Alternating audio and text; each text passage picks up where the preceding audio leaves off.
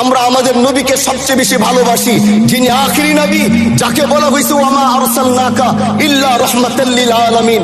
আমরা বারবার দেখছি কিছুদিন পর পর কারা যেন কিভাবে এসে আল্লাহ নবীর শানে কটূক্তি করে, নবীকে নিয়ে অশ্লীল ভাষায় গালিগালাজ করে।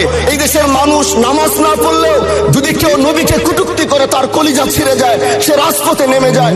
আমি বলবো যারা নবীকে কটূক্তি করে, নবীর নামে গালিগালাজ করে, এদের মৃত্যুদণ্ড এই আইনটাও যেন বাংলাদেশের এই সংসদ থেকে পাশ করা হয়।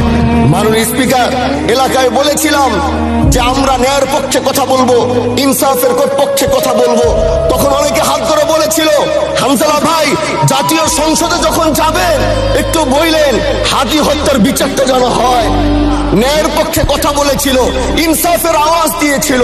আমাদের মতোই যুবক মাননীয় স্পিকার, তিনি এই যে স্বপ্ন বলেছিল এক সুন্দর বাংলাদেশ করবার, রাস্তার ভিতরে সেই স্বপ্ন থামিয়ে দেওয়া হয়েছে।